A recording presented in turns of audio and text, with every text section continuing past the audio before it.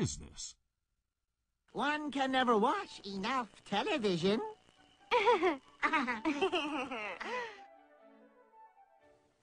There has been a tremendous concentration of the mass media over the last 50 years, from over 100 companies to 6 companies. Back in the 1934 Communications Act, each media company was only allowed to own a handful of stations, and they weren't allowed to have cross-ownership. They couldn't own all the media in your town. Now they can own more and more because congressmen who've gotten elected as a result of the mass media have given them more and more.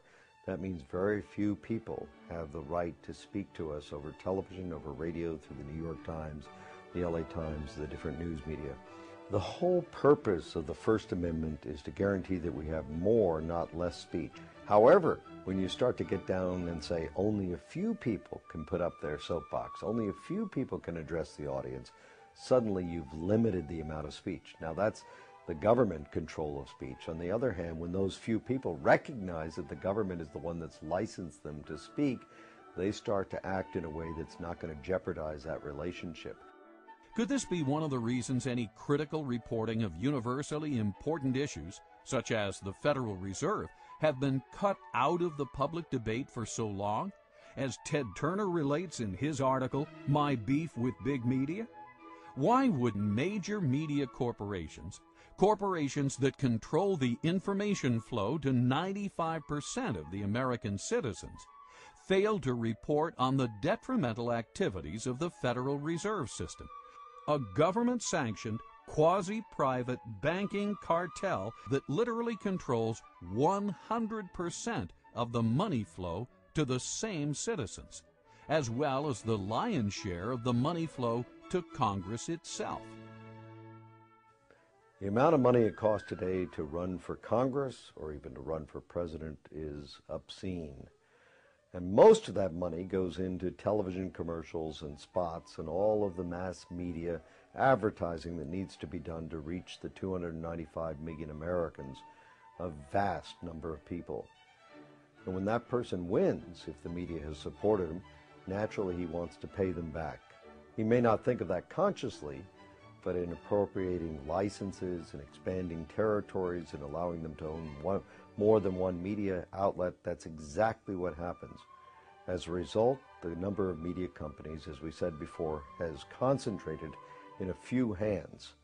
And unfortunately, Congress and the media work together to present an image to the American people that does not always include every aspect of the truth.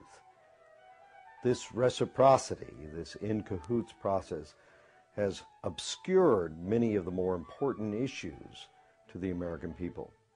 And there's no more important issue than the issue of fiat money. When you give men the power to create money out of nothing, you shouldn't be surprised if they turn around and create money out of nothing, because that's what they're supposed to do. Now, the underlying philosophy is that, well, we'll be very conservative about it. We won't run rampant. We won't abuse this power, would we? So we give them blindly this power to create money out of nothing because we trust them to use this power wisely. Nowhere in history has this ever been a justified trust. Every time man has had that power, and this started back in antiquity, those with the power have abused it, and they have created more and more and more money at a rate much faster than the expansion of goods and services which are being produced by the productive side of the economy. Now, if the goods and services were growing at a rate which is exactly the same as the money supply, then the purchasing power of the monetary unit would remain constant. In ancient Rome, if you had a 1-ounce gold coin, that would be the cost of a nice toga, a handcrafted belt, and a pair of sandals. Today, thousands of years later, if you have a 1-ounce gold coin and you convert that into Federal Reserve notes, you can walk into a store and buy a nice suit, a handcrafted belt, and a pair of shoes. The real price of those items, and all items for that matter, throughout history, does not change when measured in terms of something of intrinsic value, such as gold or silver, because those things take human effort to produce as well as the belt, the toga, and the sandals. Both of them take human effort to produce, and that's why they maintain value with each other. But once you break that away, and you give men the power to expand the money supply without that discipline, they're going to expand the money supply faster than the increase in goods and services. And then you're going to have this difference in purchasing power. We call it inflation. Well, it's always politically popular to impose financial burdens on somebody else.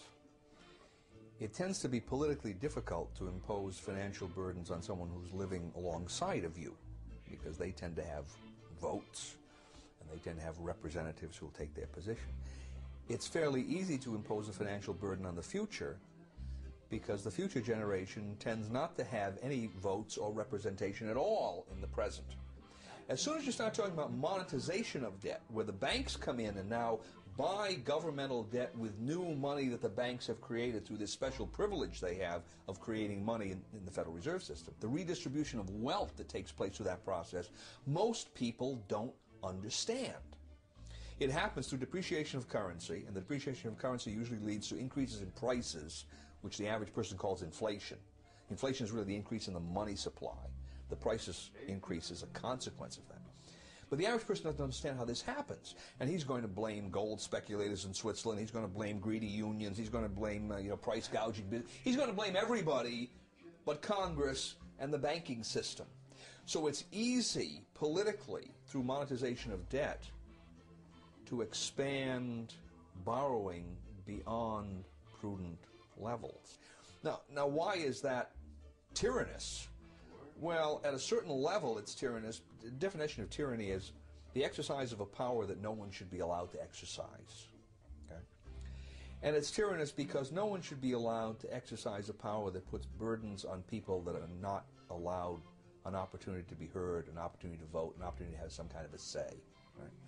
Granted, to some extent, you're going to have to do that in the nature of government as long as you have borrowing, but beyond a certain point, it becomes tyrannous.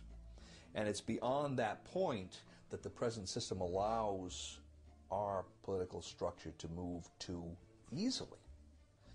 How much, take for instance, how much is the purchasing power of Federal Reserve notes lost since World War II? About 90%. You think that hasn't had some consequence in terms of redistribution of wealth, in terms of the way the economy has developed? Of course it has. The average person doesn't see it. He can't follow the lines of cause and effect.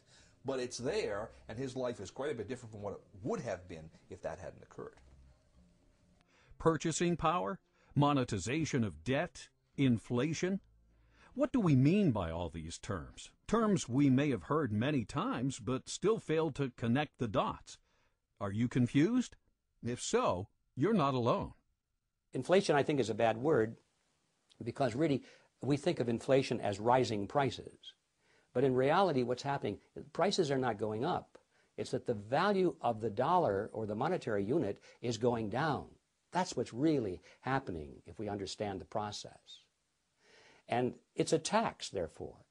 Our lost purchasing power, what we have to pay more for a bag of groceries today than we did 5 years ago, comes out of our pocket, comes out of our earning capacity.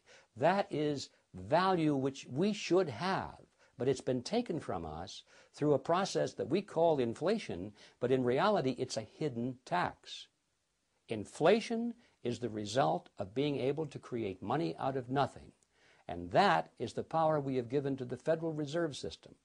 Therefore, we can say that the Federal Reserve System is the agency of a hidden tax called inflation.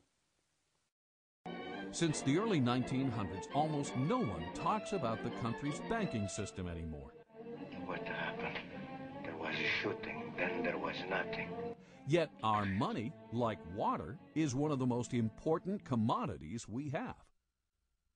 More than that, the quality of our money affects the productivity of every man, woman, and company in America. As time goes